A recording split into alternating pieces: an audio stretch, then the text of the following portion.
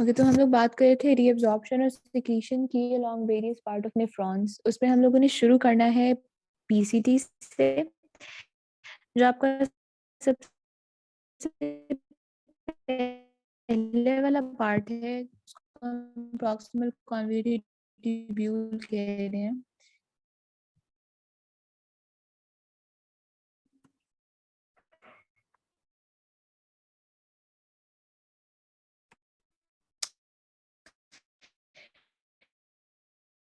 ठीक है, अब इसमें क्या है, मैंने आपको बताया कि जितना भी फिल्ट्रेट इसके पास आ रहा है उसमें 65% जो कर पाते हैं, जितने भी आयंस हैं वो सबकी रीअब्जॉर्प्शन हो जाती है except for your metabolic wastes, उनकी रीअब्जॉर्प्शन नहीं होती थ्रू पीसीटी।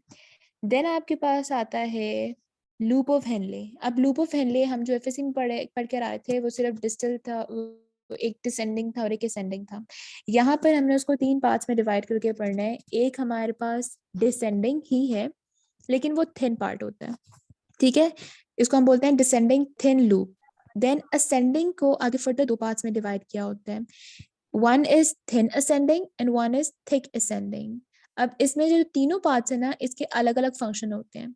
आपका जो डिसेंडिंग लूप है that is highly permeable to water, वहां से बहुत सारा वाटर जो है उसको अगेन रीअब्सॉर्ब कर लिया जाता है। देन आपके थिक और थिन असेंडिंग पार्ट जो है वहां से वाटर रीअब्सॉर्ब नहीं होता। जो थिन असेंडिंग है ना वो पैसिवली सोडियम और क्लोराइड की रीअब्सॉर्प्शन कर लेता है, यानी वो बैक टू योर बॉडी जो ट्रांसपोर्ट कर दिए जाते हैं। बट जो थिक असेंडिंग है ये भी करता सोडियम क्लोराइड और पोटेशियम की ही रीअब्सॉर्प्शन है, लेकिन एक्टिवली करता है। इसके पास पंप होता है, सोडियम क्लोराइड पोटेशियम पंप। उस पंप के थ्रू एनर्जी को यूज करते हुए ये वो करा होता है, ठीक है। इस पंप को आपने याद रखना है, बहुत इंपॉर्टेंट पंप है। 1 सोडियम 2 क्लोराइड 1 पोटेशियम, ठीक है, ठीक है। हमारे पास जो लूप ऑफ हेनले है हमने इसको 3 पार्ट्स में डिवाइड किया हुआ है, डिसेंडिंग थिन, असेंडिंग थिन और असेंडिंग थिक। जो डिसेंडिंग है जो नीचे की तरफ जा रहा है, लेट्स से हमारे पास एक लूप बन रही है, यू बन रहा होता है ना, ये वाला जो नीचे की तरफ जा रहा है ना इसको हम डिसेंडिंग थिन कह रहे हैं। यहाँ से सिर्फ और सिर्फ वाटर नहीं रीअब्सॉर्ब होना है, ठीक है, और कोई भी चीज रीअब्सॉर्ब नहीं होगी। फिर आगे जो असेंडिंग वाला पार्ट है इसको हमने 2 में डिवाइड कर दिया, हमने उसको 2 में डिवाइड कर दिया। एक हम लोगों ने कह दिया कि थिन है और एक हम लोगों ने कह दिया कि थिक पार्ट है। ये जो पहले वाला ये थिन है, आगे वाला थिक हो जाता है। जो थिन वाला पार्ट है यहाँ से सिर्फ और सिर्फ सोडियम और क्लोराइड की रीअब्सॉर्प्शन होगी, वाटर की रीअब्सॉर्प्शन यहाँ से नहीं होगी। और यहाँ पे जो सोडियम और क्लोराइड रीअब्सॉर्ब हो रही है ना वो पैसिवली हो रही है, मतलब उसमें कोई एनर्जी यूज नहीं हो रही। जो आपके पास इसके ऊपर वाला पार्ट आता है जो थिक पार्ट है, वहां पर एक पंप होता है जिसका नाम है 1 सोडियम 2 क्लोराइड 1 पोटेशियम को ट्रांसपोर्टर। इंपॉर्टेंट है एमसीक्यूज के लिए, आपके एग्जाम पॉइंट ऑफ व्यू से भी और आपकी बॉडी के लिए भी, राइट।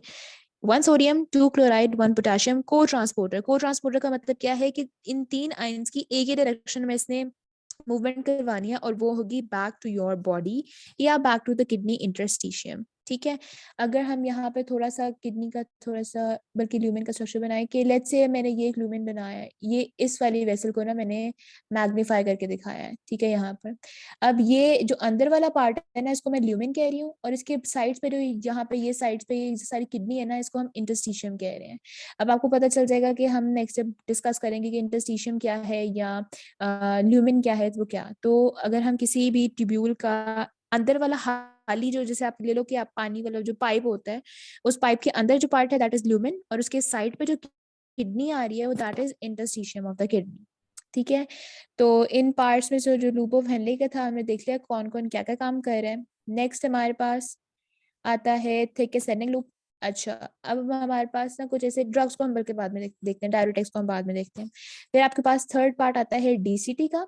डीसीटी जो है ना again that is an important thing, क्योंकि अभी हम लोगों ने कहा किडनी में जब यूरिन प्रोडक्शन हो रही थी तो हमें कुछ चीजें रीअब्सॉर्ब करनी है, कुछ सिक्रीट करनी है।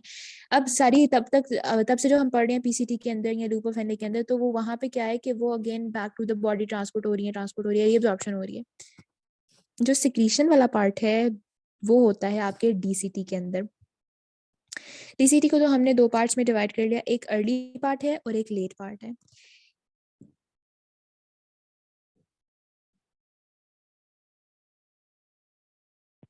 अब इसमें होगा क्या, हमारे पास जो लेट पार्ट है ना, that is even more important. उसके अंदर होते हैं हमारे पास दो टाइप के सेल्स, एक प्रिंसिपल सेल्स होते हैं और एक इंटरकलेटेड सेल्स होते हैं।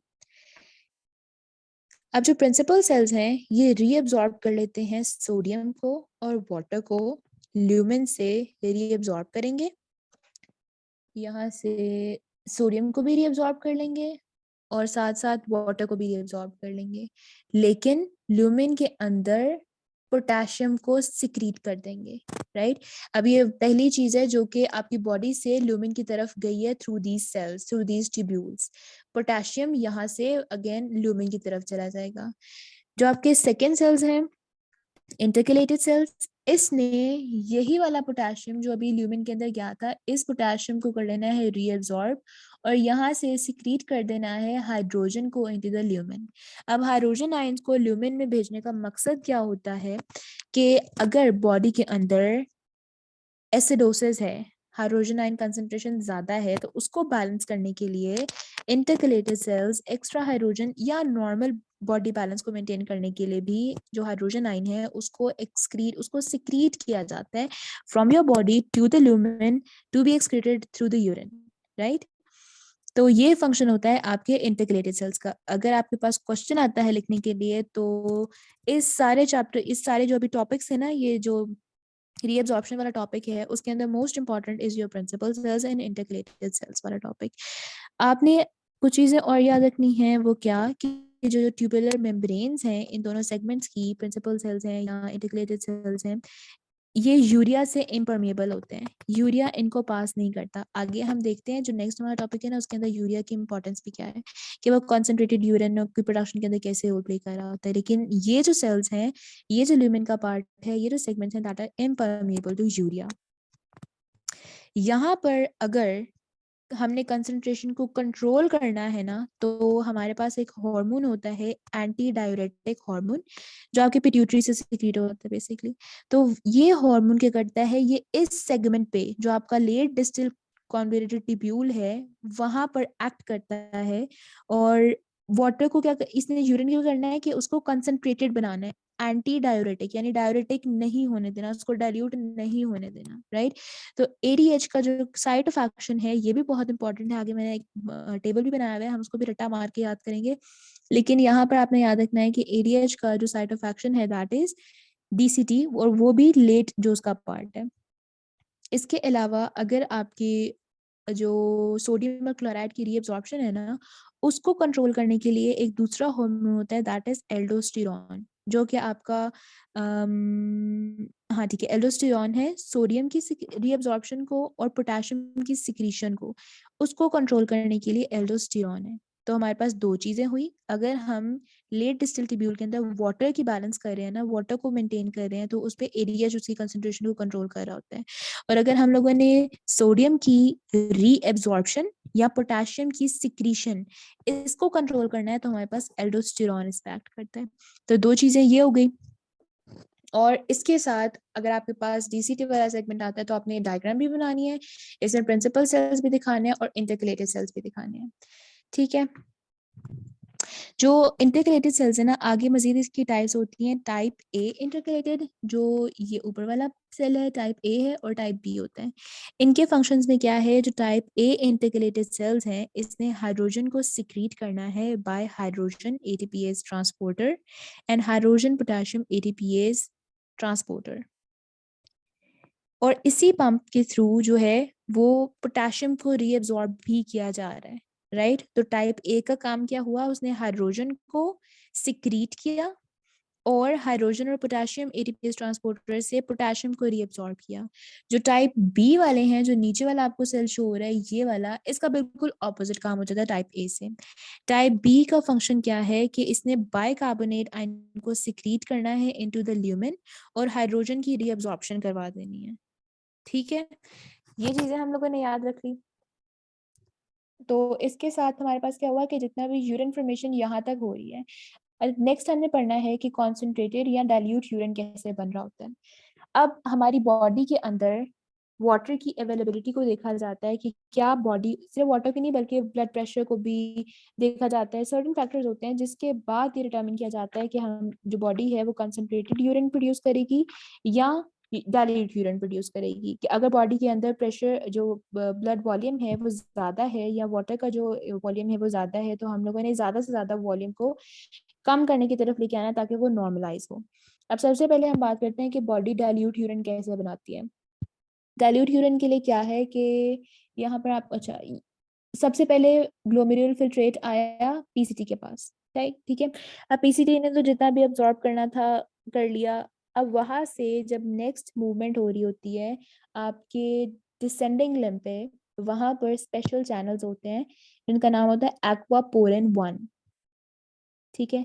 एक्वापोरिन 1 ने क्या करना है, सिर्फ और सिर्फ वाटर को अलाउ करता है कि वो उससे पास हो जाए।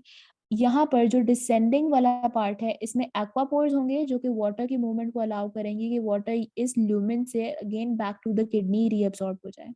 अगर किसी चीज के अंदर से मैं वाटर को निकाल दूंगी तो वो कंसंट्रेटेड हो जाएगा ना। कंसंट्रेट का मतलब क्या है कि सोल्यूट रिलेटिवली सॉल्वेंट से ज्यादा है। या दो सॉल्यूशंस को अगर हम देखें तो सोल्यूट की कॉन्सेंट्रेशन अगर ज्यादा होती है तो वो कंसंट्रेटेड होता है। तो अगर पानी की कॉन्सेंट्रेशन जो है यानी सॉल्वेंट की कॉन्सेंट्रेशन को डिक्रीज कर दूं तब भी तो इनडायरेक्टली सोल्यूट ही ज्यादा हो रहा होता है ना, तो कॉन्सेंट्रेटेड चीज बन रही होती है। यहाँ पे भी अगर वाटर को रीअब्सॉर्ब कर लिया जाए, वाटर को बाहर निकाल लिया जाए तो कंसंट्रेटेड चीज बन जाएगी। वो कंसंट्रेटेड जो यूरिन है वो जब नेक्स्ट मूव करेगा इस असेंडिंग लिम्ब में, तो यहाँ पर अंदर सॉल्ट्स की कंसंट्रेशन इतनी ज्यादा होगी कि वो खुद ब खुद इंटरस्टिशियम की तरफ मूव करना शुरू कर देंगे, राइट। अब मजीद वो जब थिक लूप तक जा रहा है तो यहाँ पर एक्टिवली हमारे पास पंप्स हैं, उस पंप के थ्रू जो सोडियम क्लोराइड एटीपीएस पंप होता है, ठीक है, वो एनर्जी को यूज करके इस सोडियम क्लोराइड को again back to interstitium move कर देगा। अब वो मजीद कॉन्सेंट्रेटेड होता जा रहा है, यहाँ तक मजीद कॉन्सेंट्रेटेड हो गया था, यहाँ पर वापस अपनी डाइल्यूशन तक आ गया, ठीक है, जब सोडियम क्लोराइड को भी वापस मूव कर दिया इनटू द इंटरस्टिशियम। यहाँ पर सोडियम क्लोराइड को मूव किया आउटसाइड, यहाँ पर किया नेक्स्ट। यहाँ पर जब वो डीसीटी तक पास आया है ना, डीसीटी पे अभी हम लोगों ने पढ़ा सोडियम 2 क्लोराइड 1 पोटेशियम जो चैनल था उसने भी इन सॉल्ट्स को कर लिया रीअब्सॉर्ब इनटू द इंटरस्टिशियम। अब सॉल्ट्स बहुत सारे वापस आ गए हैं to the body into the interstitium, तो ल्यूमिन के अंदर तो कम रह गए ना।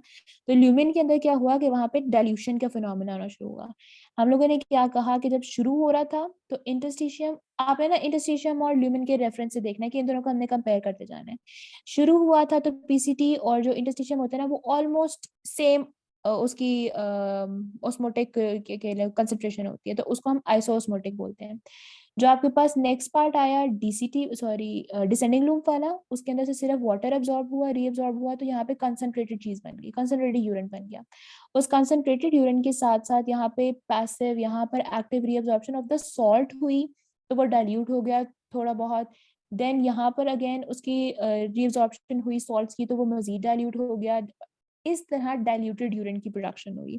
और इस टाइम पे जो आपका एंटी डाययूरेटिक हार्मोन होता है ना ये काम नहीं कर रहा होता, क्योंकि अगर एंटी डाययूरेटिक हार्मोन काम कर रहा होता तो वो वाटर की रिजॉर्प्शन को ज्यादा करके कंसंट्रेटेड यूरिन बना देता।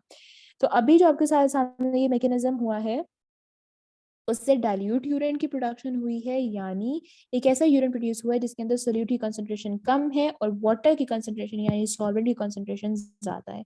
और वो ज्यादा कैसे हुई कि डिफरेंट सेगमेंट से जो सोडियम क्लोराइड था उसकी रीअब्जॉर्प्शन हो रही है, राइट। इसके अगर कंपैरिजन के अंदर हम देखें तो हमारे पास कंसंट्रेटेड यूरिन कैसे बनेगा। हमारे पास कंसंट्रेटेड यूरिन बनने के जो फिनोमेना है, जो मैकेनिज्म है, उसको हम बोलते हैं काउंटर करंट मल्टीप्लायर। और एक दूसरी चीज है काउंटर करंट एक्सचेंज, उसको हम बाद में पढ़ते हैं। पहले हम देखेंगे काउंटर करंट मल्टीप्लायर क्या होता है। अगेन ये जो आपको जो येलो वाला पार्ट है ना ये एक नेफ्रॉन का पार्ट दिखाया हुआ है, ये हमारे कनेक्टिंग ट्यूब्यूल। और जो राइट रेड कलर का है ना वो वजह रखता है, वो हम बाद में देखेंगे इस एक्सचेंजर के पार्ट।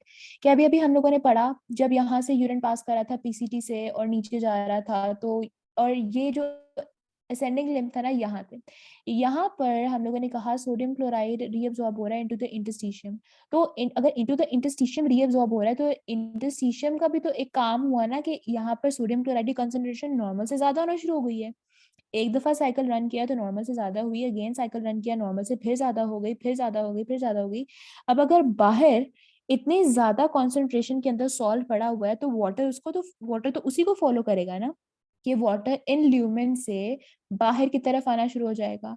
तो अगर किडनी का इंटरस्टिशियम इतना ज्यादा कॉन्सेंट्रेटेड बन गया है कि ल्यूमेन के अंदर का जो वाटर है वो उस सल्यूट की तरफ अट्रैक्ट हो रहा है, तो क्या होगा कि वाटर वहां पर चला गया और इवेंचुअली कंसंट्रेटेड यूरिन बन गया, राइट। अब इसकी कंसंट्रेशन को मजीद इंक्रीज कैसे किया गया, कि अभी हम लोगों ने पढ़ा था ये जो सेल्स होते हैं वो यूरिया के भी इम्पर्मिएबल होते हैं, तो यहाँ पर यूरिया की भी एक्यूमुलेशन हुई मजीद। यानी अब इस जो यूरिन है यहाँ तक 100 बन गया हुआ था ना, 100 बनने के बाद इंटरस्टिशियम पे जब प्लेटिंग ट्यूब्यूल से पास करने लग गया तो इंटरस्टिशियम बहुत ज्यादा कॉन्सेंट्रेटेड है, वाटर रीअब्सॉर्ब हुआ, वाटर रीअब्सॉर्ब हुआ, वाटर रीअब्सॉर्ब हुआ, और यूरिया रीअब्सॉर्ब नहीं हो रहा, एक पॉइंट तक यूरिया रीअब्सॉर्ब नहीं हो रहा। अगर उसके अंदर कंसंट्रेशन बहुत ज्यादा हो जाएगी ना तो कुछ अमाउंट ऑफ यूरिया रीअब्सॉर्ब होगा, अदरवाइज पानी कम है, सल्यूट्स ज्यादा है और अंदर यूरिया भी है, तो कंसंट्रेटेड चीज बनी और कंसंट्रेटेड यूरिन एक्सक्रीट हुआ। अब इस पे जो एंटी डायरेटिक हार्मोन है वो कैसे काम कर रहा था, कि एंटी डायरेटिक जो आपका डिस्टल कॉन्वर्टेड ट्यूब्यूल है ना, इस पे वाटर की रिएब्जॉर्प्शन को ज्यादा कर देता है, कि अगर यहाँ पर डाइल्यूट यूरिन नॉर्मली बन के भी आ रहा है, वो क्या करेगा कि इस डाइल्यूट यूरिन से पानी को मजीद back to the kidney interstitium reabsorb करवा लेगा और इसको बना देगा कॉन्सेंट्रेटेड। वो जैसे जैसे पास करता जाएगा यूरिन नीचे आपके ट्यूब्यूल्स के अंदर और इंटरस्टिशियम मजीद कॉन्सेंट्रेटेड होगा तो वाटर की रिजॉर्प्शन ज्यादा से ज्यादा होती चली जाएगी, और ल्यूमेन के अंदर क्योंकि पानी कम होता जाएगा तो यूरिन कंसंट्रेटेड होता जाएगा। इस चीज को जो बार बार साइकिल रन करने की वजह से और ये सारा कंसंट्रेटेड यूरिन बन रहा है एडीएच के इन्फ्लुएंस के अंदर, इस सब को हम बोलते हैं ये है काउंटर करंट मल्टीप्लायर। अब इस काउंटर करंट मल्टीप्लायर के साथ जो दूसरी चीज होती है that is your counter current exchange. अब वो एक्सचेंज क्या है, कि आपको अगर स्ट्रक्चर याद हो, हम लोगों ने जो फर्स्ट स्लाइड के अंदर देखा था, हमारे पास आर्टरीज का जो एक गुच्छा सा बना था ना, उसमें हमारे पास डिसेंडिंग लूप के साथ साथ ही वो सेल्स आर्टरीज वाले भी चल रहे थे। अगर हम फर्स्ट स्लाइड के अंदर थोड़ा सा देखें, अच्छा ये देखो, यहाँ पर जो येलो वाला पार्ट नजर आ रहा है ये क्या है, आपका लूप ऑफ हेनली है, और इसके साइड पे ये ब्लड वेसल्स है ना, इसको हम बोलते हैं जक्स्टामेडुलरी वेसल्स हैं ये, ठीक है। अब हम लोग जो फिनोमेना अभी पढ़ने लगे थे कंसंट्रेटेड यूरिन में काउंटर करंट एक्सचेंज में, वो क्या होता है कि यूरिन इस डायरेक्शन में रन कर रहा है, पीसीटी से लूप एंड देन डीसीटी। यहाँ पे जो ब्लड फ्लो है ना इन कैपिलरीज के अंदर वो उल्टा चल रहा होता है, यानी अगर ये लेफ्ट टू राइट रन कर रहा है ना तो blood flow right to left run कर रहा होता है, ऑपोजिट डायरेक्शन में होता है। इसका फायदा क्या है, इसका फायदा ये है कि जहां पर लूप ऑफ हेनले ने इंटरस्टिशियम के अंदर सॉल्ट की कंसंट्रेशन को ज्यादा किया हुआ था, इस वेजारेक्टा ने वहां पर वाटर को सिक्रीट करना शुरू कर दिया ताकि उसका जो ऑस्मोलैरिटी है ना उसको वो बैलेंस कर दे, ठीक है। एक साइड पे क्या हुआ कि अगर इंटरस्टिशियम कंसंट्रेटेड हुआ तो उस कंसंट्रेटेड जो एरिया है ना उसमें से जो वेजर है वो सोडियम क्लोराइड और यूरिया को into the blood vessels diffuse कर देगा, ठीक है। यानी अगर हम देखें लेट्स से एक सेगमेंट यहाँ पे बनाए हुए हैं, यहाँ पर ये देखो ये सारे सोडियम और क्लोराइड की कॉन्सेंट्रेशन ज्यादा की हुई है ना, लुमिन ने की है, और वेजर ने इसको अपने अंदर रीअब्सॉर्ब कर लिया है ताकि यहाँ पर बैलेंस मेंटेन हो जाए। अब यहाँ पे वेजर का ब्लड मूव करेगा मूव करेगा मूव करेगा, नेक्स्ट यहाँ पे चला जाएगा। अब इस सेगमेंट के अंदर सिंस वाटर की रिअब्सॉर्प्शन ज्यादा थी तो ये क्या करेगा, यहाँ पर उन सोडियम और क्लोराइड को जो सिक्रीट कर देगा। तो अपनी यहाँ से लेके शुरू के पॉइंट इनिशियल पॉइंट से लेके जो उसका फाइनल पॉइंट है ना, इसकी ऑस्मोलैरिटी के अंदर बहुत माइनर डिफरेंस आता है, कि अगर ये 300 मिली ऑस्मोल्स से शुरू हुआ था तो वापसी पे आते आते सिर्फ 310 मिली ऑस्मोल्स तक इसका प्रेशर जाता है पर लीटर, राइट। लेकिन इसने करना क्या है कि अगर जो नेफ्रॉन है वो किडनी के सेगमेंट को कंसंट्रेटेड बना रहा है तो इसने उस कंसंट्रेटेड जो आइंस थे उसको एब्जॉर्ब कर लिया और पास कर दिया उस सेगमेंट के अंदर जहां पे डाइल्यूट सेगमेंट था, ताकि जो बैलेंस है वो मेंटेन रहे और डिस्टर्बेंस क्रिएट ना हो। तो इस चीज का नाम है काउंटर करंट एक्सचेंज। अक्सर होता है कि काउंटर करंट मल्टीप्लायर पूछ रहा होता है एग्जामिनर और हम एक्सचेंज लिख के आते हैं, एक्सचेंज पूछ रहा होता है हमारे दिमाग में सिर्फ मल्टीप्लायर चल रहा होता है। तो मल्टीप्लायर वो था जब हमारे पास कॉन्सेंट्रेटेड यूरिन की फॉर्मेशन हुई थी, और एक्सचेंज वो है जहां पर हमने उसके साथ वेजारेक्टा वाला फिनोमेना कर दिया कि जो ब्लड वेसल्स थी वो कैसे मेंटेन करी होती हैं आपके किडनी के इंटरस्टिशियम को, उसके जो आइंस हैं उसको कैसे बैलेंस आउट करी होती है। देन हमारे पास आता है आपके जो किडनी है वो सिर्फ वाटर को तो बैलेंस नहीं कर रही, वो जो बाकी आयंस है उनको भी बैलेंस कर रही है, और उसको बैलेंस करना इतना इम्पोर्टेंट है कि अगर कहीं भी आपकी बॉडी के अंदर आयन की कॉन्सेंट्रेशन ज्यादा होगी तो जो नॉर्मल सेल्स हैं उसका water will eventually come out of the cell, और वो कोई ना कोई एबनॉर्मलिटी कॉज कर रहा होगा। इसीलिए आपकी किडनी जो है वो डिफरेंट आयंस को भी बैलेंस कर रही होती है। अब इसमें हम पोटेशियम की देखते हैं कि आपके बॉडी के अंदर नॉर्मली कुछ ऐसे फंक्शंस हैं जो कि शिफ्ट करते हैं पोटेशियम को इनटू द सेल, और कुछ शिफ्ट करते हैं आउट ऑफ द सेल।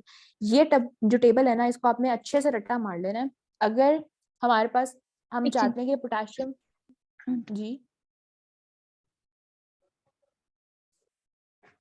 अच्छा, अगर हम लोग चाहते हैं कि पोटेशियम को इनटू द सेल शिफ्ट किया जाए तो हमारे पास क्या क्या फैक्टर्स होते हैं? Insulin, aldosterone, beta beta adrenergic stimulation या एल्कलोसिस। ये वो कंडीशंस हैं, ये वो हार्मोन्स हैं, ये वो फैक्टर्स हैं जो कि पोटेशियम को इनटू द सेल शिफ्ट करेंगे। अगर कहीं भी पोटेशियम की कॉन्सेंट्रेशन ज्यादा है किसी इंटरस्टिशियल स्पेस के अंदर, किसी एक्स्ट्रा सेलुलर स्पेस के अंदर, और हमारी बॉडी डिजायर कर रही है कि इसको हम इनटू द सेल मूव करें, तो वो इंसुलिन सिक्रीट करेगी, या एल्डोस्टेरॉन या एड्रेनर्जिक स्टिमुलेशन होगी, या एल्कलोसिस पे। एल्कलोसिस की कंडीशन के अंदर पोटेशियम को इनटू द सेल शिफ्ट किया जाएगा। और अगर हम चाह रहे हैं कि पोटेशियम जो है उसको आउट ऑफ द सेल, यानी सेल से बाहर निकाला जाए, क्योंकि हमारे पास जहाँ पर पोटेशियम की जरूरत है वहां पर नहीं है अवेलेबल, और किसी सेल से हम लोगों ने उसको अवेलेबल करना है वहां पर, तो हम क्या करेंगे कि इंसुलिन की डेफिशिएंसी होगी वहां पर, इस वजह से सेल से बाहर आ रहा होगा पोटेशियम,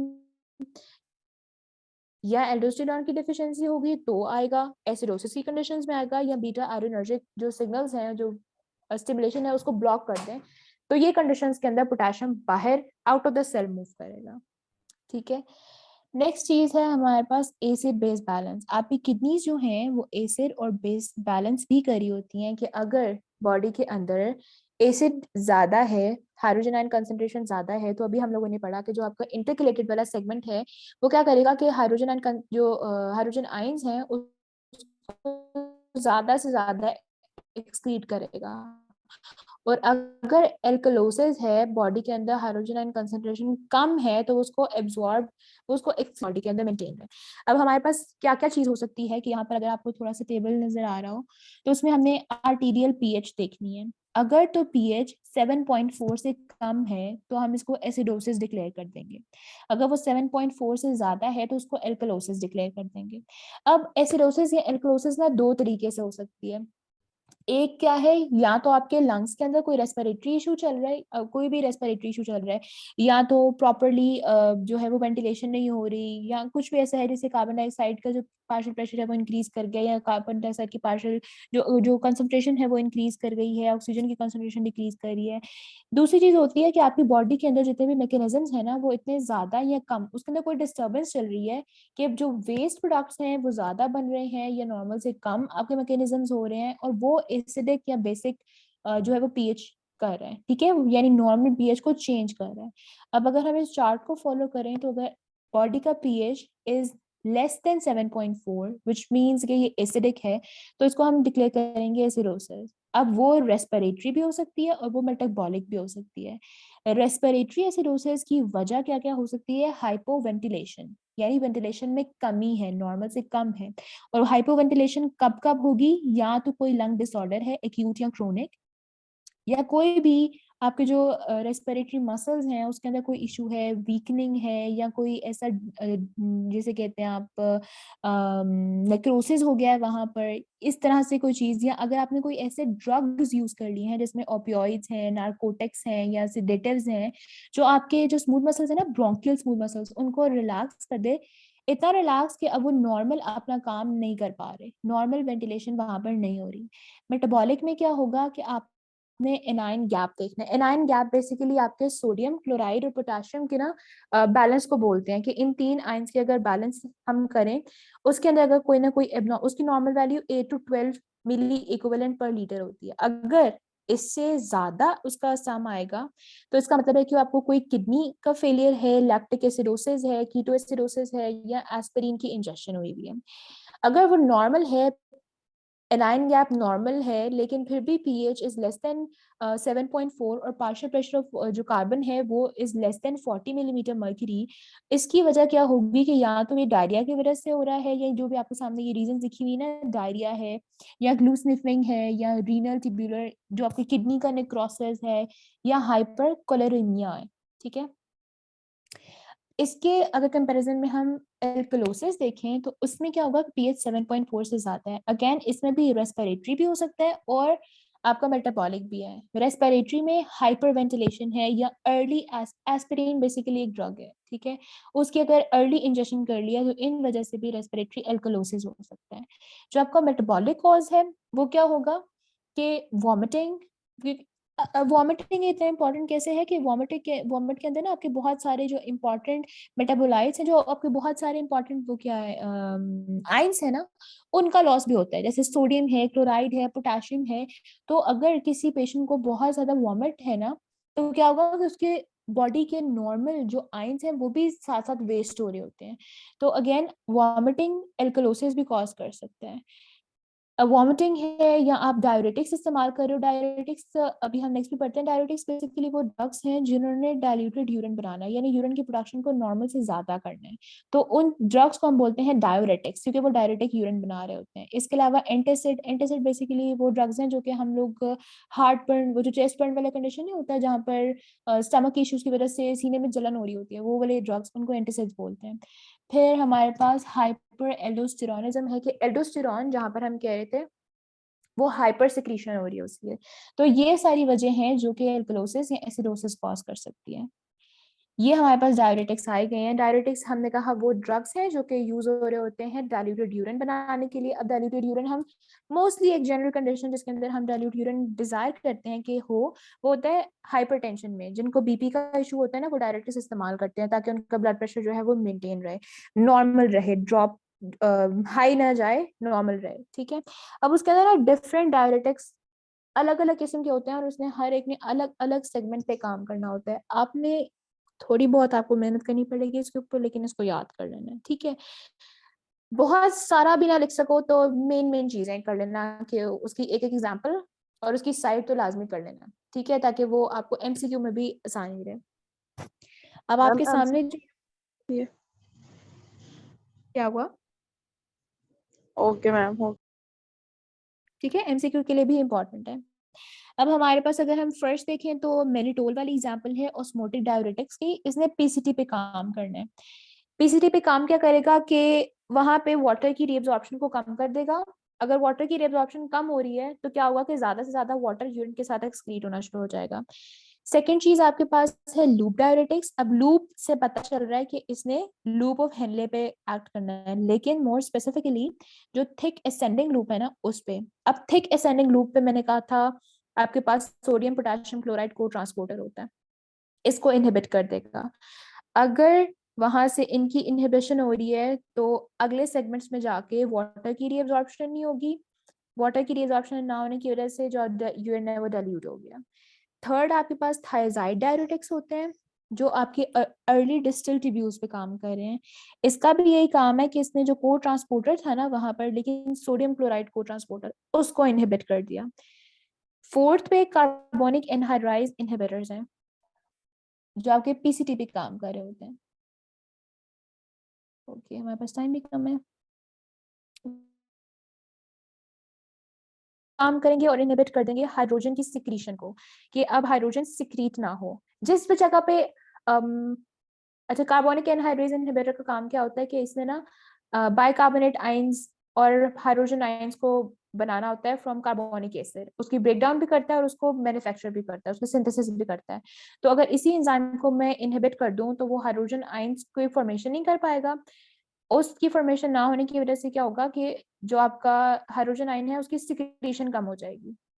जो आपके पास जो सेकंड लास्ट लिखा हुआ है that is mineralocorticoid, this is the most important one, स्पाइरोनोलेक्टोन।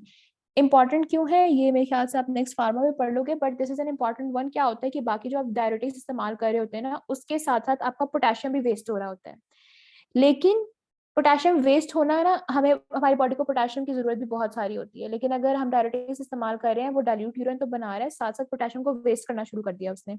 ये जो स्पाइरोनोलेक्टोन है ना, ये एक इंपॉर्टेंट ड्रग ऐसे है कि ये डाइल्यूट यूरिन की प्रोडक्शन भी करता है, लेकिन पोटेशियम स्पेयरिंग है, पोटेशियम को आपकी बॉडी के अंदर वापस रिस्टोर भी कर लेता है ताकि वो नॉर्मल रहे, उसकी कमी ना हो। वरना बाकी डायरेटिक्स के साथ आपको साथ साथ ना इस्तेमाल करना पड़ता है कुछ और ड्रग्स भी जो आके पोटेशियम को नॉर्मल लेवल पे रखते हैं। इसके site of action is your collecting tubule, और इसने एल्डोस्टेरॉन के काम को रोकना है। एल्डोस्टेरॉन ने क्या करना था, वाटर की रीअब्जॉर्प्शन करनी थी from your late distal converted tubule. तो ये क्या करता है, उसको कम कर देगा, उसकी उसके फंक्शन को इनहिबिट कर देगा, और वहां से वाटर की रीअब्जॉर्प्शन नहीं होगी, water more and more will be excreted in your urine. Lastly sodium channel blockers हैं, जिसमें अमाइलोराइड आ रहा है, ये भी काम करता है आपके कलेक्टिंग ट्यूब्यूल्स पे और ब्लॉक कर देगा सोडियम चैनल्स को। राइट, इसके अंदर ना आपने एग्जांपल्स और जो साइट्स हैं वो लाजमी तौर पे करनी है फॉर योर एमसीक्यूज, अदरवाइज एससीक्यूज आना नहीं चाहिए, वैसे ज्यादती होगी, ठीक है, लेकिन फिर भी आप लोगों ने इसको अच्छे से पढ़ना है।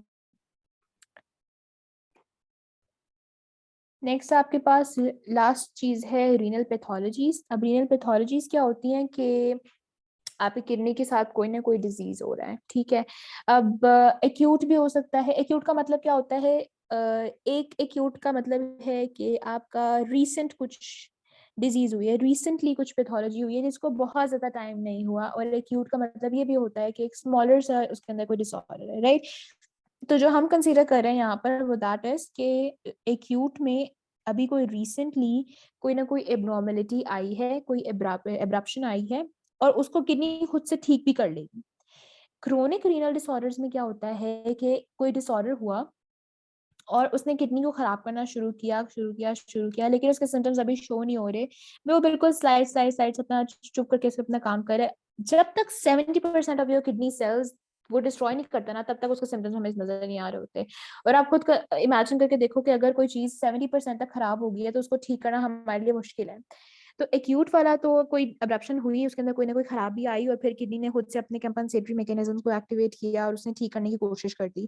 क्रोनिक के अंदर हमारे पास 70% तक लॉस हो गया, ठीक है, उसके बाद हमें सिम्टम्स पता ही हमें बाद में पता चला है, ठीक है। अब एक्यूट वाला जो रीनल है ना, उसके अंदर हमारे पास तीन आगे हम उसको कैटेगरीज में डिवाइड करते हैं। या तो कुछ ऐसा सिस्टम हुआ है कि किडनी तक नॉर्मल ब्लड जो है वो आ ही नहीं पा रहा, ठीक है, इसको हम बोलते हैं pre renal acute kidney injury. इसमें क्या होगा कि या तो कम जो ब्लड सप्लाई है वो किडनी तक ठीक नहीं आ रही, या हार्ट फेलियर है, हार्ट फेलियर की वजह से ब्लड सप्लाई रुक जाती है। तो एक ऐसी कंडीशन हुई जिसकी वजह से किडनी तक कोई जो ब्लड है वो नॉर्मल नहीं आ रहा। अब दूसरी वजह क्या हो सकती है, उसको हम बोलते हैं इंट्रा रीनल सेकेंड जो है, उसमें क्या होगा कि किडनी का कोई इफेक्ट कोई इश्यू बनेगा। अब किडनी के अंदर कोई इन्फ्लेमेशन हो सकती है, जैसे एक्यूट ग्लोमेरुलोनेफ्राइटिस, ठीक है, जिस चीज के आगे ITIS आइटिस आ रहा होगा ना, उसमें इन्फ्लेमेशन आ रही होती है। तो इसका जो ग्लोमेरुलर था उसके अंदर उसका नेफ्राइटिस या ट्यूब्यूलर नेक्रोसिस। तो एक ऐसी ये दो ऐसी कंडीशंस हैं, या अदर कोई ऐसी कंडीशन हो कि जिसके अंदर किडनी का कोई इशू बने, उस वजह से इंजरी है, तो क्या कहेंगे हम इसको, intra renal acute kidney injury. Lastly जो हमारे पास चीज आती है that is post renal acute kidney injury. इसमें क्या होगा, ब्लड नॉर्मल आया, किडनी ने नॉर्मली यूरिन प्रोड्यूस किया, लेकिन आगे कोई ना कोई इशू है। अब आगे इशू जो जनरली होता है वो क्या है कि वहां पे किडनी स्टोन्स हैं जो कि अलाउ नहीं कर रहे कि यूरिन जो नॉर्मल प्रोड्यूस होकर आया हुआ है वो आगे पास कर जाए, राइट। देन हमारे पास आती है क्रोनिक रीनल, जिसके अंदर मैंने आपको बताया कि इतनी सारी डिस्ट्रक्शन के बाद हमें पता चलता है कि अच्छा किडनी के अंदर कोई ना कोई इशू चल रहा था, तो उसके सिम्टम्स बाद में हमें नजर आते हैं, ठीक है। और तब तक जब तक 70% से जो है वो उसकी नॉर्मल सेल्स जो है वो डिस्ट्रॉय हो जाते हैं, तो क्रोनिक में ये सीन बनता है। और अगर किडनी कंप्लीटली फेल कर जाए, यानी 70% में जो 30% बाकी बचे थे वो उसका भी फेलियर हो गया, कंप्लीट किडनी फेलियर हो गया, तो हमारे पास उसको हम बोलते हैं यूरेनिया या रीनल फेलियर। अब अगर किडनी प्रॉपर काम नहीं कर रही तो क्या होगा, अब आपको वो चीजें याद होनी चाहिए जो हमने बिल्कुल फर्स्ट स्लाइड में पढ़ी थी। अगर किडनी काम नहीं करी, यूरिन प्रोडक्शन नहीं होगी, वाटर आपकी बॉडी के अंदर रहना शुरू हो जाएगा और एडीमा होगा। एडीमा क्या कहते हैं हम, जब आपकी बॉडी का फ्लूइड कंसंट्रेशन जो है वो ज्यादा हो जाती है, बॉडी के अंदर नॉर्मल से ज्यादा फ्लूइड हो जाता है। तो अगर किडनी फेलियर हुआ, सबसे पहले एडिमा हो गया। दूसरा क्या होगा कि क्योंकि अब जो सॉल्ट्स हैं, जो मेटाबोलाइट्स हैं, जो यूरिया है वो भी एक्सक्रीट नहीं हो रहा, वो भी बॉडी के अंदर रह रहा है, तो फ्लूइड की जो यूरिया कॉन्सेंट्रेशन थी या जो नाइट्रोजनस कॉन्सेंट्रेशन थी वो इंक्रीज होना शुरू हो गई। थर्ड क्या हुआ, क्योंकि अब अगेन हाइड्रोजन की कंसेंट्रेशन इंक्रीज होगी, क्योंकि वो भी एक्सक्रीट नहीं हो रहा, तो बॉडी के अंदर एसिडोसिस होना शुरू हो जाएगी। देन मैंने आपको बताया था कि किडनी से एरिथ्रोपोइटिन भी सिक्रीट होता है। अगर किडनी का कोई इशू है, फेलियर हो गया है उसका, एरिथ्रोपोइटिन नहीं सिक्रीट हो रहा, ब्लड सेल फॉर्मेशन नहीं हो रही, एरिथ्रोपोइसिस नहीं हो रही, तो एनीमिया भी हो जाएगा। और लास्टली क्योंकि ये विटामिन डी की भी एक्टिव फॉर्म को, विटामिन डी को भी एक्टिव करता है। विटामिन डी कैल्शियम की एब्जॉर्प्शन के लिए इंपॉर्टेंट है। अगेन अगर कैल्शियम की एब्जॉर्प्शन नहीं होगी तो बोन्स भी वीक होना शुरू हो जाएंगी, और ये मैंने फर्स्ट स्लाइड में भी कहा था। और इस चीज के साथ हम अपनी डिस्कशन भी यहाँ पे क्लोज करते हैं कि ये ऑस्टियोमलेशिया कॉज करता है, आपकी बोन्स को वीक कर देता है, सॉफ्ट बोन्स बनाता है, जो आपकी नॉर्मल स्टिफ बोन होती हैं उसके कंपैरिजन में बोन्स बहुत ज्यादा सॉफ्ट हो जाती हैं। तो ये कुछ आप कह लो कि कॉन्सिक्वेंसेज होते हैं जब यूरेमिया होता है। और यूरेमिया क्या है, आपका कंप्लीट रीनल फेलियर। ठीक है, तो इसके साथ हमारी जो डिस्कशन है that comes to an end. हमारे पास इतना ही डिस्कस करने के लिए मटेरियल था, and that is all about your renal physiology. ठीक है, इससे रिलेटेड किसी बच्चे ने कुछ पूछना हो, वी हैव लास्ट 2 minutes।